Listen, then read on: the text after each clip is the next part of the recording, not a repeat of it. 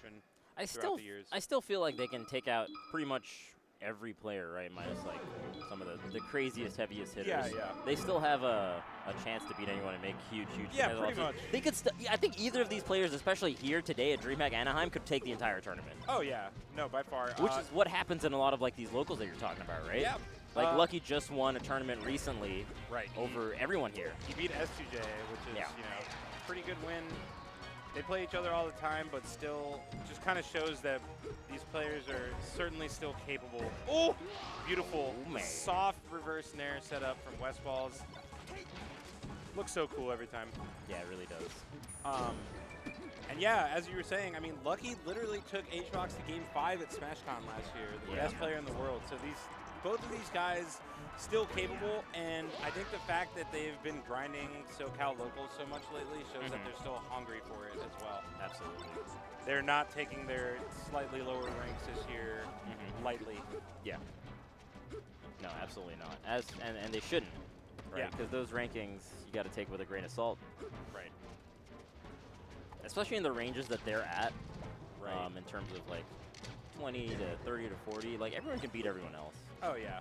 So. Yeah, and you know that from both of these players' mindset perspective, they're definitely thinking like, oh, anyone in the top 10 pretty much I can take out. Like they're not putting too much credit into the ranking, but regardless, they wanna improve it for this year for sure. Yeah, and I think the prize pool too is pretty solid in terms of compared to a local. Oh yeah, no, it's going to be a lot more than a local. What are we looking at prize pool wise, Vid?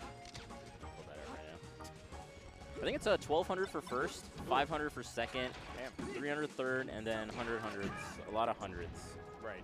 But yeah, no, that's, I mean, obviously way more than a local. Yeah. Like 5th place here probably gets more than any local. Yeah, 1,200, 500, 300.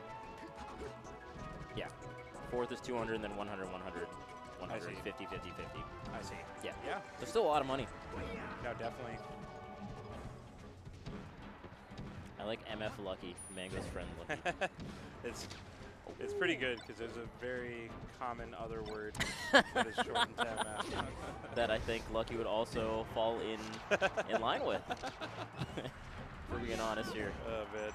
All right, Westballz still maintaining this slight lead, but very back and forth game.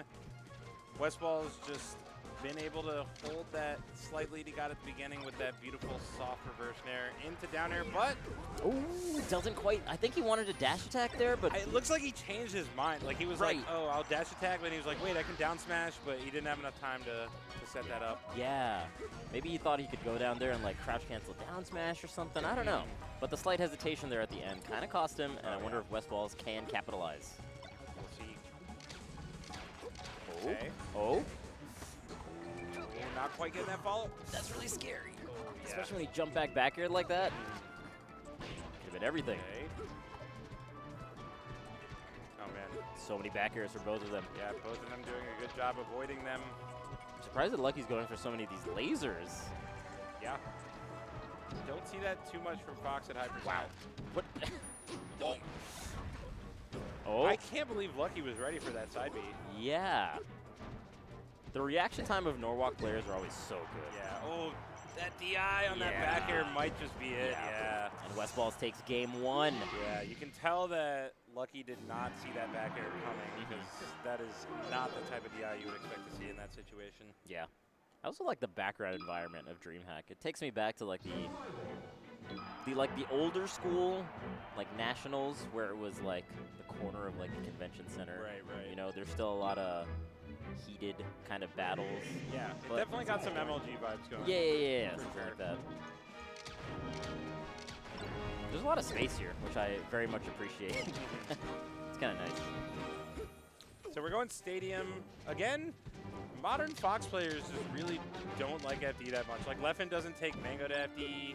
Even though Fox has that guaranteed chain grab, I think a lot of Fox players have kind of come around to saying, well, Falco can 0 to death the hell out of Fox too It's just not as guaranteed. Like, he just has to react to more different defensive options. Right. But it's still very doable. Ooh, and Westballz with the shine, up B. What a great platform combo they just did there. No, I totally agree with you. Especially in the modern era with the way that the Falco combos have evolved, it is a lot more zero deaths on stages like FD or any other stage too. Yeah, and it's just kind of crazy that you almost never see top level Foxes taking other spacies to FD. I think it's the thing that you talked about earlier, where they're just a little bit scared of that huge punish game, and they're confident that they can edge them out over and over again in the neutral, and do more of these dynamic combos. Right. Okay, that should be stock. Oh, and he makes sure. Yeah, I like that. Yeah. When the Falco's down there, what can they do? Yeah. They're stuck in the Firebird. Right. And that has no burn hitbox as well, making it really easy to edge guard if you get out there. Yeah. Okay.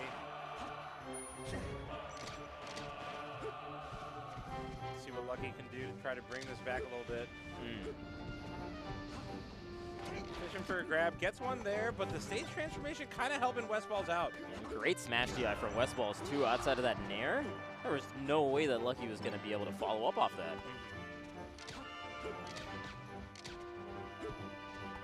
Tries to make his way back to center stage, actually makes it, and now using these lasers, pushing out Lucky a little bit. Yeah. Being a little bit patient in the neutral. Yeah. Gotta be frustrating as Lucky when you're already down in the set when Westballz creates this wall against you. Oh! Kind of overstepping his bounds a little bit. He thought that the Firefox was not going to snap to ledge so that he can like continue the edge guard sequence, but when you do that... And that is very, very painful for Westballz. Still in the lead, but Lucky's got a fighting chance now. Oh, very smart. Lucky probably expecting like an up tilt or a shine, so he was DIing out most likely. What is this? Oh my god, Lucky? Lucky? Oh, just grab the edge. Especially when he pushed him out that far. Oh! Okay, I don't know if he meant to roll there. Could have potentially just directly followed up. Okay. Oh, wow, had enough time even after the up tilt and charges the up smash. No one's there. For absolutely no reason. I like that. I kind of like the two. It's definitely like a confidence type thing, right? Like that's Lucky in a nutshell. He always believes that he's better than his opponent. It's just a matter of making that. Yeah, that's true. Both of these players are very similar in that regard. Yeah, that's why I like their sets so much, because I feel like they, in an odd way, have similar mentalities, albeit they execute it a little bit differently. Right. Not quite there. What, DI'd a little bit out of range, but he needs a big opening. Does Lucky. All right. Oh, wow. Doesn't do anything after the jab. Waits for the roll in and doesn't quite punish it. Westballz. You don't want to go down 0-2 if you're Lucky. Yeah, that's hard to come back from. Oh, and he doesn't get it again even after the jab. Oh, he had the smash DI. Westballz had the smash DI. Lucky was still ready for it. Oh, man. Actually, up smash doesn't allow him to get too much. Forward smash or even back air or down tilt would have netted so much more. Because he was just way up there, right? Gets caught by the back it gives Westballz so much time to land in like a much better position. If he was like, if he did anything that had any kind of horizontal trajectory. Yeah, I agree that that was not necessarily the optimal follow-up. But in those situations, who am I to judge? It's hard to make that decision on the fly. That, and I think it's kind of wild how Lucky was still playing like he was at low percent. Like, he was still going in. He literally ran in, shielded an aerial, then immediately tried to short hop and punish it like at 130-something%. Lucky counterpicks Westballz to Yoshi's story. Granted, it's not a bad stage for Fox, obviously, but this is like what Westballz would counterpick, I feel like. Right. I mean, again, we're in kind of a weird era as far as Fox counterpicks right now.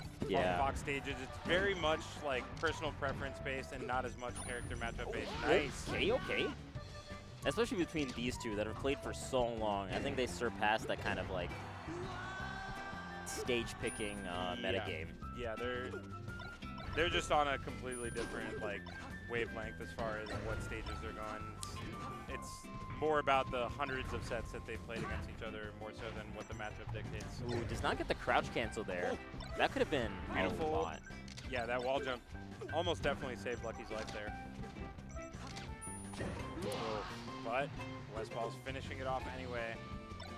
And potentially working on a 3-0. This is not what we expected from this set.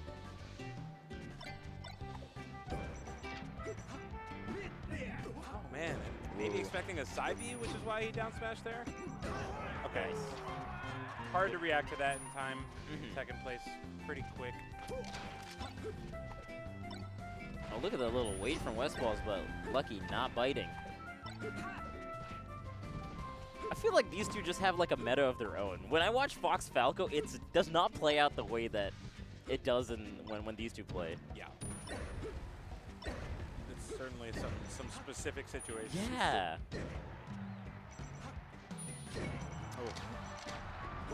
Westballz is kind of running away with this though. They're all very bit. close. It's 3-0, I mean, but yeah. close, right? That's the thing, is this still super doable for Lucky, but based on how the set's gone, you kind of get the vibe that this is going to be a 3-0. But that kill helps Lucky a lot. It really does. Pretty quick kill. And these openings are going to mean so much. Oh, he needs to crouch cancel those. Yeah. Like, he's not even attempting it. Because when he's that Right. close, either you power shield it or you crouch cancel it. Oh, Westballz is in his head. The read. Okay. Oh my Lucky god. with potentially one more chance, but he's in a bad spot. Okay. Oh my god. That was brutal. Yeah, that was. Okay, he gets the hard knockdown. He's got to make this count. Oh, he's got to. Okay. Okay. Oh, really smart option with the up air. And he tries to react to the follow-up. Oh, and the that back air's should gonna be be it. good. Yeah, Westballz the with the 3-0. 3-0. Lucky had a couple opportunities there where he had the tech chase sequence, but he did not cover get-up attack, even though he was right next to him. When you're right next to him, that's the thing you got to cover, right? Like we saw Fiction do a really good job with the power shields. Either you believe in your reaction time and you try to shield it in time, or you crouch cancel and then cover theoretically anything if you're fast enough. But dang, Westballz though. That was the balls is back. That was a huge 3-0.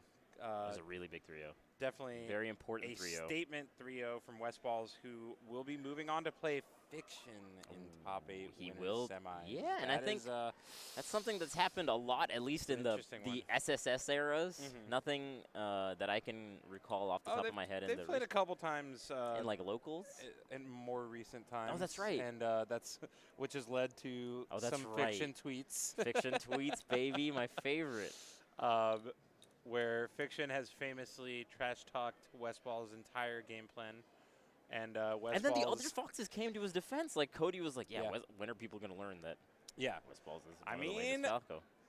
You can talk all the smack you want about his playstyle. If he's still out here top 8ing DreamHack, then he's still a force to be reckoned with. So top 8 DreamHack, that means these people are guaranteed $50.